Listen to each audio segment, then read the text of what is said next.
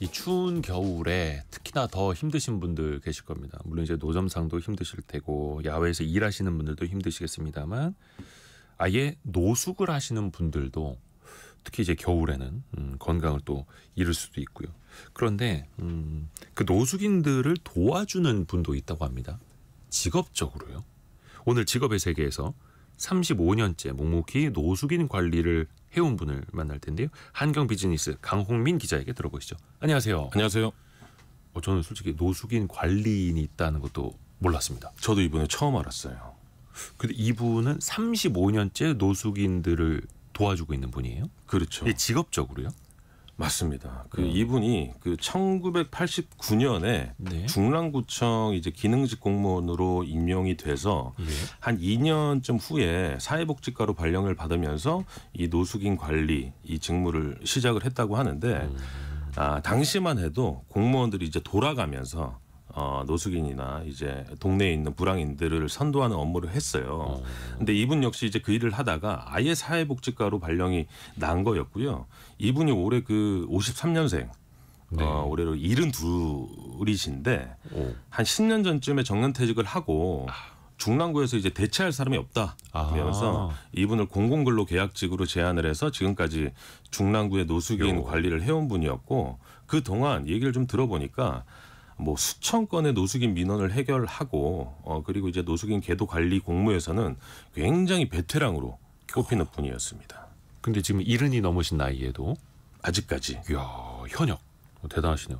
근데 요즘처럼 추운 겨울에도 특히 이제 노숙인들 돌보려면 밖에서 많이 일하실 거 아니에요? 그렇죠. 대부분 이제 야외에서 보내게 되는데 중랑구 면목동에 가면 이제 면목역 광장이라는 곳이 있어요. 네.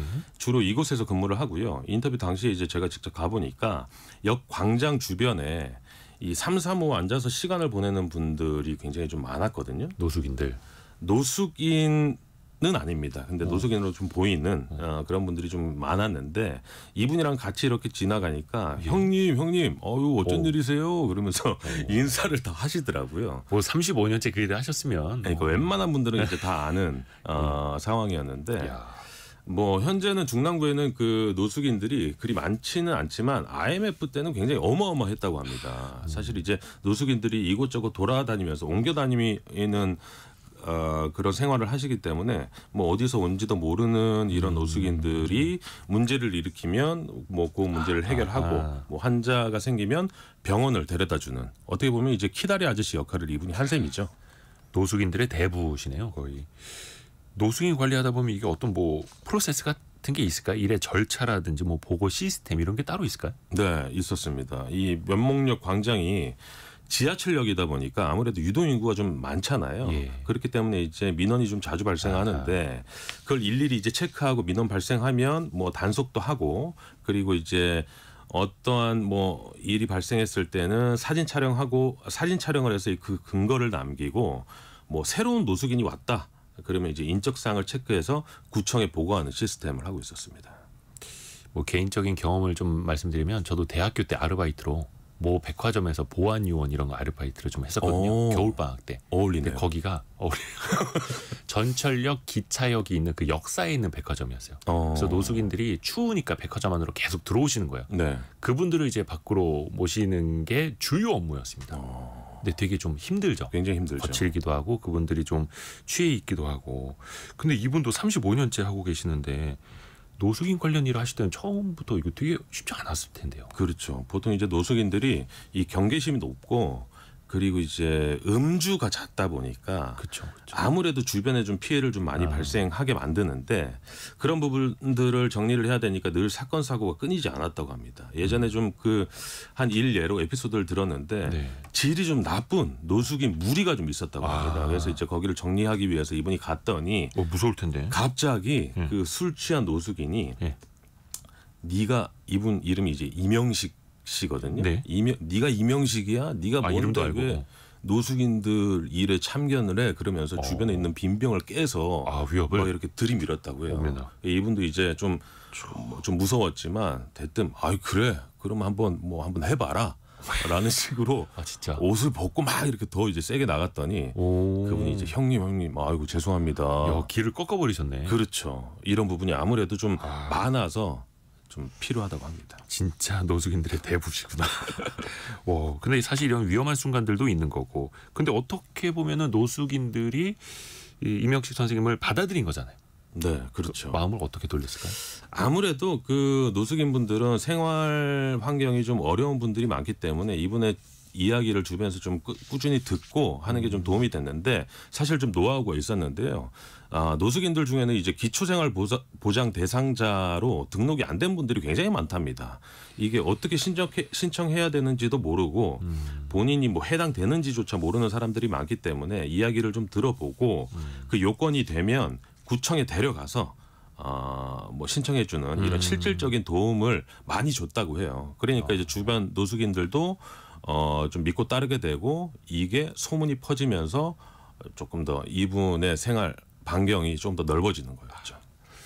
지금 9588 쓰시는 분께서 저도 무료 급식소에서 봉사를 하는데 누님 하는데 요즘 많이들 안 보여서 걱정이 됩니다. 이렇게 보내주셨네요. 이렇게 또 좋은 일 하시는 분들도 많이 계시고요. 그 노숙인 분들이 어떻게 기초생활보장 대상자가 될 수 있습니까? 이게 또 자격 요건이 좀 있잖아요. 맞습니다. 이 제도가 이제 생계가 어려운 저소득층을 대상으로 이제 생계, 의료, 주거, 교육 등을 이제 받게 해주는 기초생활보장 제도인데 기본적으로 생계급여를 받으려면 이 부양 의무자가 없거나 있어도 이제 부양 능력이 없거나 부양 받을 수 없을 때 지급이 가동한 제도고요. 예. 기준 중위소득 32%에 해당이 되는데 이 대상자가 되면 1인 가구 기준으로 약 한 71만 3천 원 그리고 2인 가구로는 한 117만 8천 원 정도를 정부로부터 지급을 받을 수 있게 됩니다. 근데 이런 것도 이제 구청에서 일하시는 분들이 또 도움을 주시는 거고요. 최근에도 도움을 준 사례가 있다고요. 네. 얼마 전에 이분에게 이제 어떤 한 생활고에 시달리는 여성분이 이제 찾아왔는데 네. 이제 이분을 딱 보니까 배에 복수가 차서 당장 병원에 가야 되는데 돈이 없어서 못 가는 상황이었대요. 그래서 이제 이분이 노숙자들만 받아주는 이런 병원이 있답니다. 그래서 이제 병원을 데려갔는데 빨리 치료하지 않으면 가망이 없다라는 얘기를 듣고 좀 알아보니까 이 여성분이 예전 남편과 이혼을 했는데 서류 정리가 안 돼서 아까 말씀드린 대로 이제 기초생활 대상자가 안 되는 거였어요. 그래서 이제 호적 정리를 빨리 권유를 하고 필요한 서류를 마련해서 치료받을 수 있도록 이 기초생활수급 대상자로 만들어줬다고 합니다. 아이고. 이분이 사실 이 역할을 하시는 분이거든요. 이럴 땐 진짜 보람 되시겠어요. 그렇죠. 또 반대로 또 어려움이 있을 때도 있을 거 아니에요. 네. 이분이 이제 그 중랑구에 어떻게 보면 터줏대감이라고 말씀드렸는데 이제 알던 노숙인들이 이제 뭐 사망했을 때 굉장히 힘들다고 하는데 밖에서 자다가 사람이 이제 사망을 하게 되면 이 일을 좀 이 일에 대한 책임 소지도 좀 있기 때문에 굉장히 좀 복잡하고 어렵다고 합니다. 그리고 이제 인간적으로도 좀 마음이 안 좋기 때문에 이런 일들을 좀 미연에 방지하는 역할도 하는 거죠. 혹시 좀 보완됐으면 하는 제도나 정책들도 들어보셨다고요? 네, 요즘에는 워낙 노숙인 관리가 잘 돼 있어서 뭐 지원도 그렇고요. 이분이 뭐 굉장히 예전보다 뭐 좋아졌다고는 하는데 하나 바라는 게 있다고 말씀하셨어요. 노숙인들이 이제 병원 갈 때는 보통 이제 굉장히 심각하거나 죽기 직전에 이제 가는데 진료비가 1,000원 아니면 10,000원이라도 밀려 있으면 이 병원에서 진료가 안 된답니다. 받아주지를 못해서 이분의 개인적인 뭐 생각으로는 병원 입장도 알겠지만 먼저 급한 사람부터 좀 치료를 하고 병원비는 추후에 이렇게 좀 처리하는 시스템이 좀 필요하지 않을까 이렇게 말씀을 하셨습니다. 따뜻한 분을 만나고 오셨습니다. 한경비즈니스 강홍민 기자였습니다. 고맙습니다. 감사합니다.